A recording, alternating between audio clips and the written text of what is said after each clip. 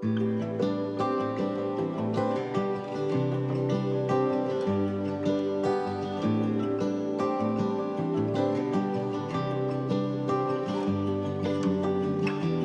I believe in what my eyes cannot see? Or has the antidote to brokenness evaded me? Could I believe in what my ears have not heard? 你好，我是独活男子 Leslie， 欢迎收看我的日本生活记录影片。很多人去日本旅游，都会买些和果子当作伴手礼。在京都走访了一些超过100年的和果子店，我才发现，这些糕点师傅认为和果子不只是点心，还是一种艺术品。一颗不到手掌大小的和果子，就是一个世界。采用当季食材，反映节令生活，命名抽象含蓄，外观典雅秀气。每一种和果子背后都有一个故事，怎么忍心一口就吃掉了呢？分享京都市街附近有知名景点，超过100年历史的和果子店。如果对这4间和果子店感兴趣，资讯栏有更多详细讯息。现在就跟我一起探访这4家100年历史甜品店吧。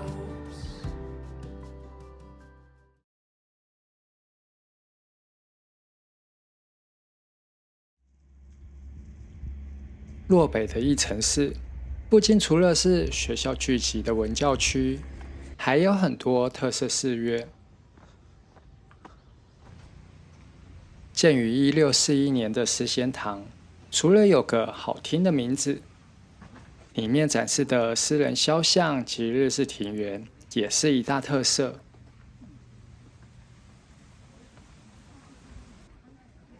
穿过竹子搭成的入口松雨堂，走过石阶，穿过中门，映入眼帘的是错落有致的日式庭园。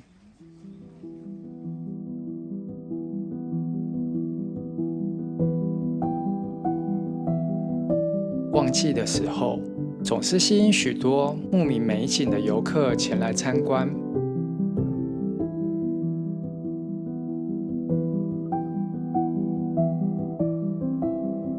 思仙堂这个浪漫的名字，是来自于本堂挂着的36位中国诗人，这些是江户时代画家的作品。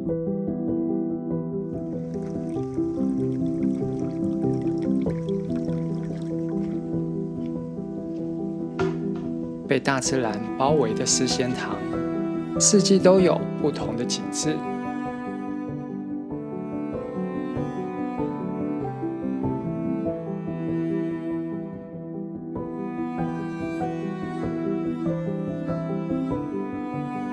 庭园中回响的入微声，营造出独特的日式庭园氛围。我很喜欢这种可以坐在室内静静欣赏，也可以走到户外近距离观察的庭园设计。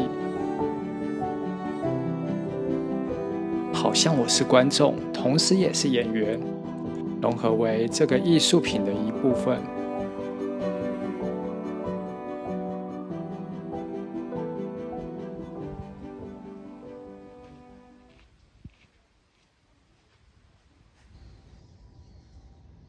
思仙堂附近有个传奇故事，就是宫本武藏决斗的地方。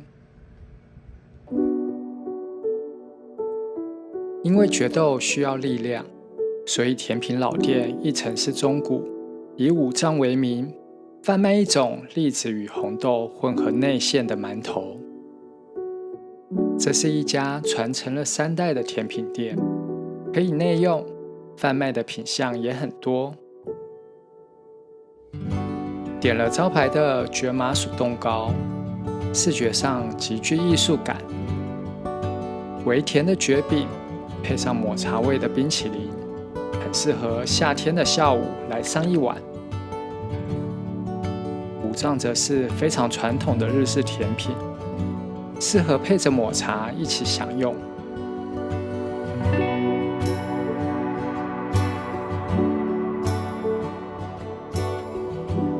在古民家的用餐环境里，一边读着传奇故事，一边淡咽甜品名物，感受洛北的历史底蕴。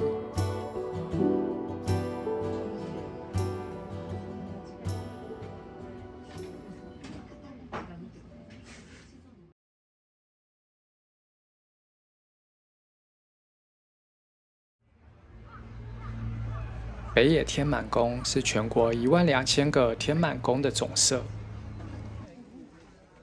这里可以祈求入学考试顺利、学业成功以及消灾避祸，所以很多学生都会来这里参拜。每个月25日是这里的天神节，这天会有市集。过了鸟居，参道两旁挤满了摊贩，变得非常热闹。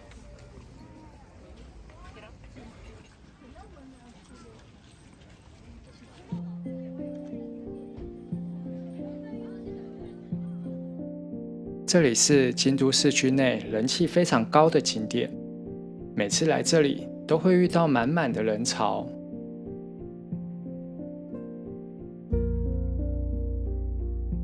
境内有非常多腐牛，摸着它就能变聪明，并带来好运。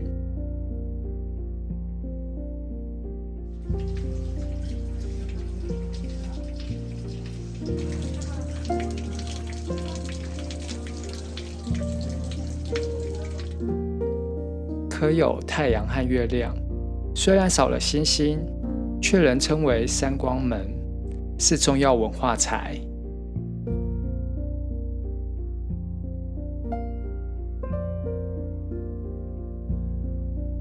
玉本殿则是串联了8栋古老的建筑，是桃山时期极具历史价值的建筑，也是国家宝藏。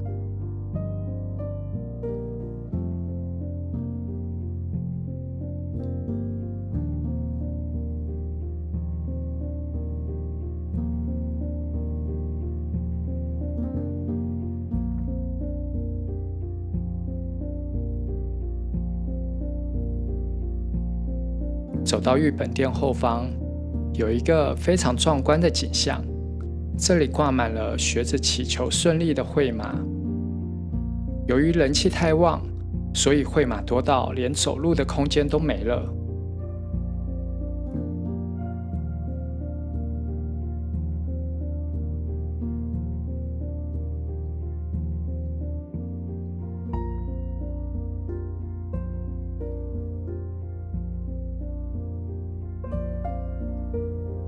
北野天满宫的主祭神明菅原道真，自幼刻苦读书，专心求学，最终成为学问之神。而专注这一种特质，也会感染其他人。北野天满宫对面也有一家专注点心300年的老店，树饼所泽屋从1682年开业至今，专卖保存期限只有4小时的树饼。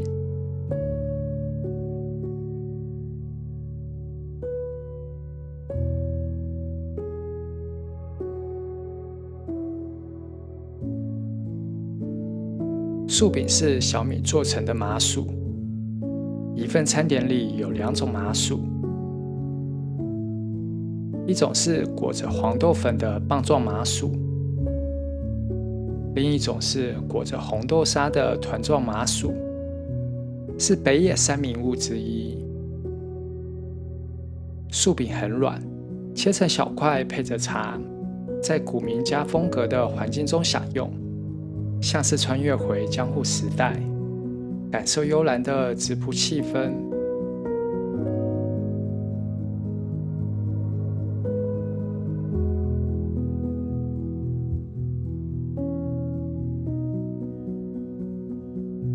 即使300年不变，但甜而不腻的经典口味，仍是需要排队才能享用的美食。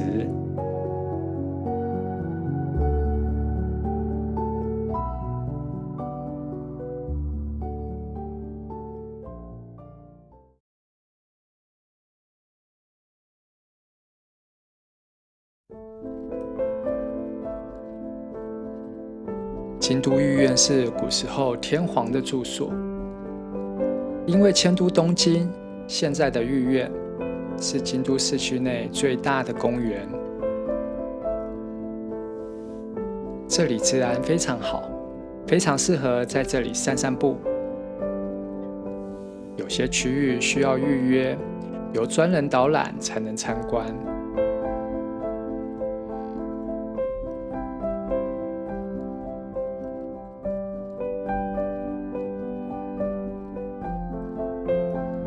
周围还有很多寺院神社，例如相国寺、庐山寺、梨木神社以及护王神社，像是以御苑为中心的卫星，却又各自充满特色。也因为这里是古时候的天皇所在，周围聚集很多当时服务皇室的商家，高超的手艺与品质传承至今，让身在京都的平民也能享有皇家的待遇。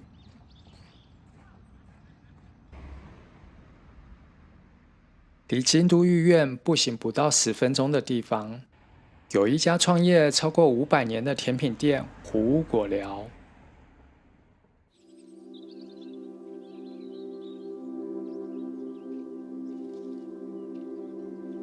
我第一次接触虎屋，是在东京买过他们的羊羹。那时候只觉得他们家的羊羹口感很细腻，对高品质留下很深的印象。到京都时才发现，在活力创新的形象下，虎屋果寮竟然是家500年的老店。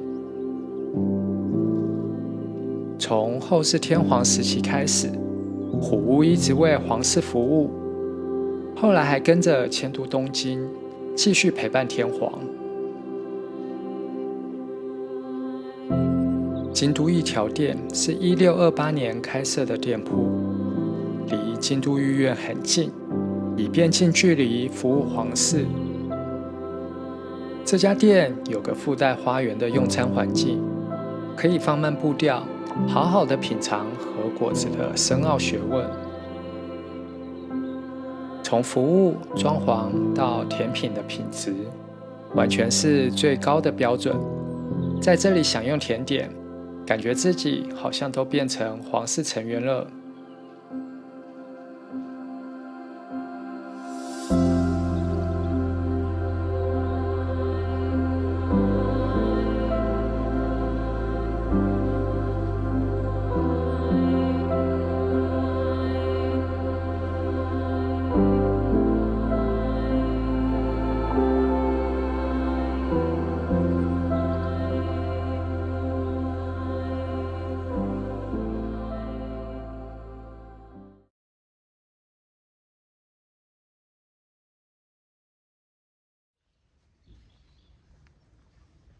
紧连着京都御苑北侧，有一间知名度高但人潮不多的寺院相国寺。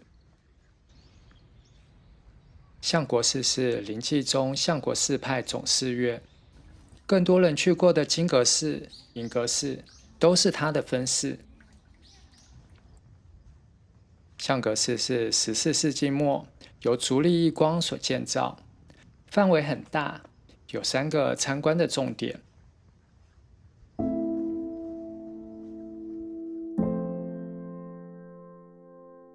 方丈的白沙庭园，结构虽然单调，但这片白沙能反射阳光，照亮内部，是古时候留下来的建筑智慧。这是一栋单层的3墙式建筑，拉门上还有一些彩绘图可以欣赏。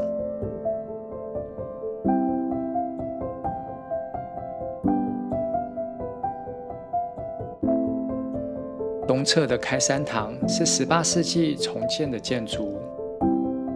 这里的庭园和一般的枯山水白沙庭园不太一样，有一条真正的小溪流过。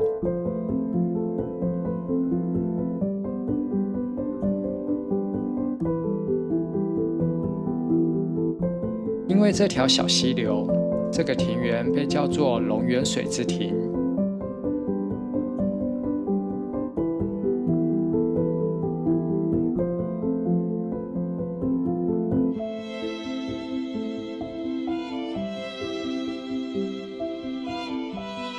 法堂是1605年重建的建筑，是日本最古老的寺庙建筑。里面的天花板有幅攀龙图，以一种静默的震撼在保护这座寺院。法堂里面不能拍摄，不过外面有张海报展示了这个经典画面，而这张攀龙图也和附近的百年和果子名店有点关系。创立于1745年的表屋吉富，最著名的甜品就是被称为云龙的和果子。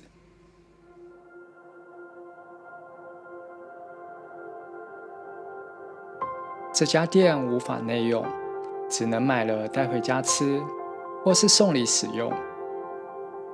云龙是表屋吉富第7代点心师石原流次郎的杰作。流次郎对相国寺的攀龙图印象深刻，一直摸索透过点心来表达龙的力量和英雄气概。云龙融入了小仓豆沙，具有独特的形状，被相国寺住持命名为云龙，最终成为点心界的经典。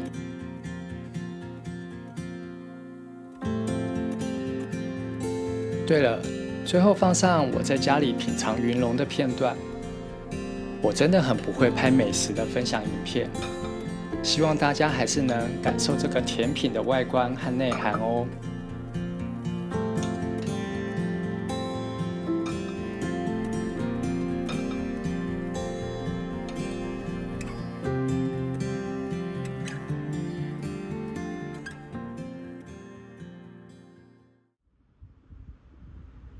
每次吃和果子，总是会有复杂的情绪。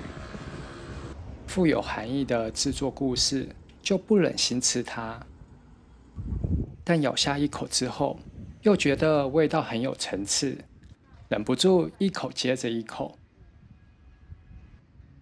能营业超过100年的老店，是不是就是让顾客陷入这种矛盾心态，所以才会不停的光顾，造就100年的事业呢？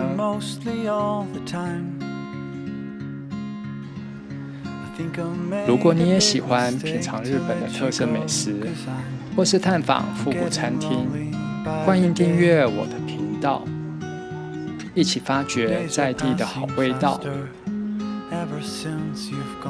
チャンネル登録よろしくね。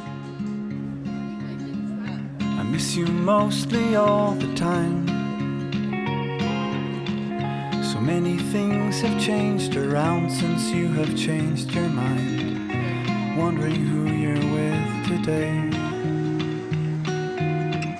And if you're thinking about me ever since you've gone away. Son, I've got a toughen up.